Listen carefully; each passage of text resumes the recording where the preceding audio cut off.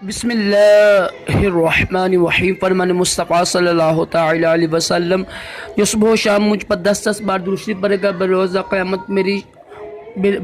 اس سے میری شفاعت پہنچ کر رہے گی۔ صلو علی الحبیب۔ 3 سانس میں پانی پینا سنت مبارک ہے۔ راشد عطاری اور آپ دیکھ رہے ہیں نیو فتویٰ۔ آج انشاءاللہ ماہنامہ فیضان مدینہ ٹھیک ہے 2018 ہے، یہ فتویٰ سنیں گے آج ہم۔ کیا نفلی طواف کے بعد بھی نوافل پڑھنا ضروری ہے؟ ٹھیک ہے، سوال سنیں۔ کیا فرماتے ہیں علماء کرام اس مسئلے کے بارے میں کہ طواف عمرہ کے علاوہ جو نفلی طواف کیے جائے اس کے بعد بھی مقام ابراہیم پر نوافل ادا کرنا ضروری ہے اور کسی اور جگہ پر یہ نوافل پڑھ جا سکتے ہیں؟ جواب سنیں۔ یعنی طواف یعنی کعبہ شریف کے گرد 7 چکر بنیت عبادت طواف لگانے پر 2 رکعت نماز طواف پڑھنا واجب ہے، چاہے وہ کوئی بھی طواف ہو۔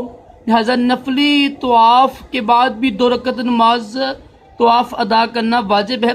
یہ نماز مقام ابراہیم پر ہی پڑھنا ضروری نہیں ہے، البتہ افضل یہ ہے کہ مقام ابراہیم کے قرب میں اس کے پیچھے کھڑا ہو کر پڑھے کہ مقام ابراہیم اس کے اور کعبہ شریف کے درمیان ہو۔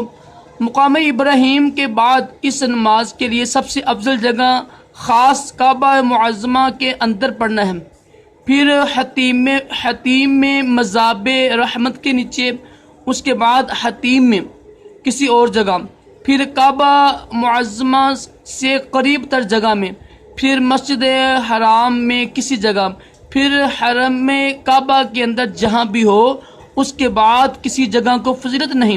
البتہ اگر برون حرم پڑھ لی تب بھی ادا ہو جائے گی، مگر کراہت تنزیہہ کے ساتھ، مطلب کہ اچھا نہیں ہے، لکھا ہوا کراہت تنزیہہ، مطلب کہ یہ مناسب نہیں ہے شریعت میں۔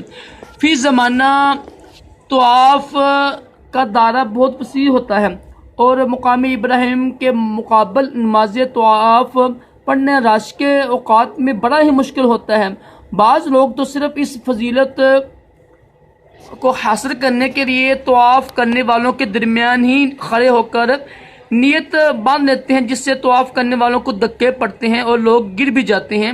ایک عمل میں جب وسعت رکھی گئی ہے پھر اور پوری مسجد حرام میں جہاں بھی نماز طواف پڑھنے کی رخصتی ہے تو رش کے اوقات میں رخصت پر عمل کیا جائے، اور ہاں جب رش نہ ہو اور موقع ملے تو مقام ابراہیم پر پڑھنے پر سعادت حاصل کی جائے۔